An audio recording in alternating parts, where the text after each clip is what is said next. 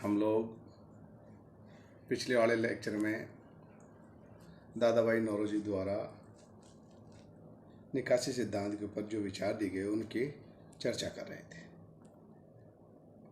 बच्चों, आज हम जो निकासी के तरीके हैं उसको आगे बढ़ाते हुए हम स्टार्ट करते हैं। ब्रिटेन को निजी प्रेषण, ब्रिटेन को धन का निजी प्रेषण भी आर्थिक निकासी का मुख्य स्रोत था। दादा भाई नौरोजी ने इस प्रेषण को 1 करोड़ पाउंड प्रतिवर्ष ज्ञात किया, लेकिन उन्हीं के अनुसार यह मात्रा और अधिक होनी चाहिए। ब्रिटिश नागरिकों द्वारा यह निजी प्रेषण निम्न प्रकार से किया जाता था, जैसे तैयार वस्तुएं, बिस्किट, बियर आदि के क्रय हेतु, ब्रिटिश निर्मित वस्तुओं के भारत में ही क्रय हेतु, स्वयं के बाहर रह रहे परिवारों के भरण पोषण हेतु, विदेशों में निवेश के लिए व्यक्तिगत वस्तुओं का उपयोग हेतु। प्रारंभ में ईस्ट इंडिया कंपनी व 1857 के बाद में ब्रिटिश सरकार द्वारा निर्मित भंडारों की खरीद हेतु। तो ये जो बातें कही हैं ये ब्रिटेन को निजी प्रेषण की तरफ इशारा करती हैं कि इस तरह से ब्रिटेन को भारत से निकासी हो रही थी। नेक्स्ट है, हम बात करें ब्रिटिश शासन की कीमत के रूप में। ब्रिटिश शासन की कीमत के रूप में प्रत्यक्ष नागरिक व सैन्य व्यय अर्थात direct civil and military expenditure as a price of British rule. Bharat पर आधिपत्य बनाए रखने के लिए ब्रिटेन ने विशाल सेना की स्थापना की, जिसमें सभी कमीशन प्राप्त अधिकारी ब्रिटिश नागरिक होते थे। 1930 में पहली बार सीमित संख्या में भारतीय कमीशन प्राप्त अधिकारी बने। नागरिक प्रशासन में उच्चाधिकारी ब्रिटिश नागरिक ही होते थे।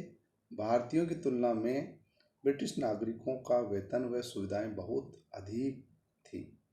ब्रिटिश नागरिकों पर सेवा काल में होने वाला व्यय, सेवानिवृत्ति के बाद होने वाले व्यय दोनों ही भारतीय कोष से प्रदान किए जाते थे। भारत को गुलाम रखने के लिए ही भारत में होने वाला सैन्य व नागरिक प्रशासन व्यय औसतन 65% होता था, जिसमें सैन्य व्यय 40% है। नौरोजी ने इस मद को निकासी का एक प्रमुख स्रोत माना। इस मद को क्रमबद्ध रूप में निम्न प्रकार से प्रस्तुत किया।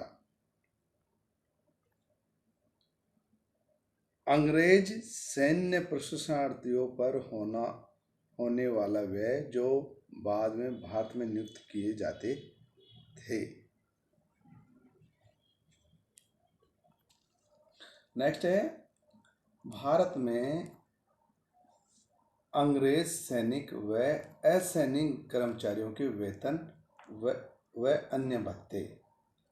भारत में नियुक्त अंग्रेज कर्मचारियों के विदेश अवकाश भत्ते व यात्रा किराया आदि।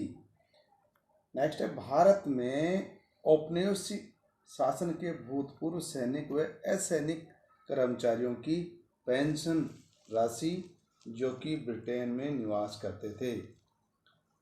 सेवानिवृत्त ब्रिटिश कर्मचारी जो भारत में रहते थे की पेंशन, इंग्लैंड स्थित भारतीय कार्यालय पर होने वाला व्यय।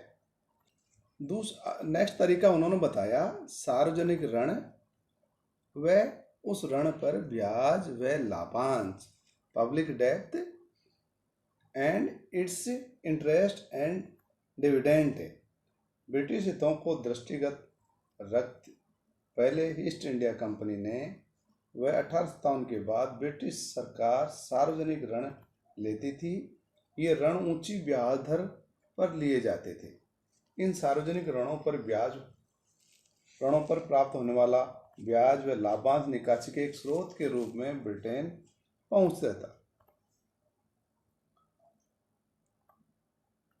आर्थिक निकासी को रोकने का स्वशासन ही एक उपाय, ये नेहरू जी ने मुख्य बात बताई कि नेहरू जी ने आर्थिक निकासी को भारतीय निर्धनता का मूल माना। प्रारंभ में नेहरू जी ने भारत के आर्थिक उत्थान व निर्धनता निवारण हेतु अंग्रेजों को यह समझाने का प्रयास किया कि निकासी में कुछ कमी करके उस धनराशि को भारत में ही विनियोजित किया जाए।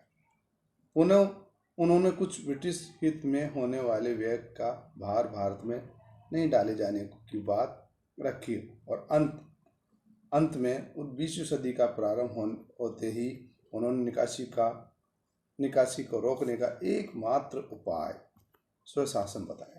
उन्होंने भारतीय राष्ट्रीय कांग्रेस के बनारस अधिवेशन को भेजे गए संदेश में स्पष्ट शब्दों में कहा,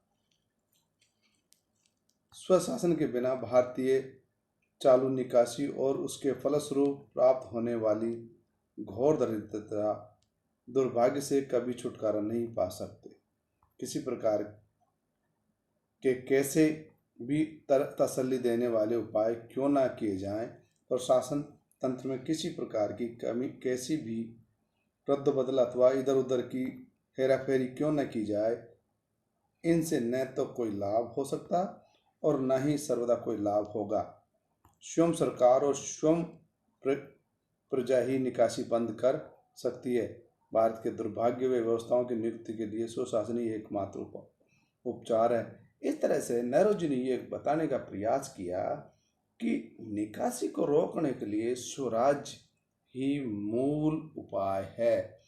तो हम कह सकते हैं कि दादा भाई नेहरू जी ने स्वराज्य के ऊपर विशेष जोर दिया।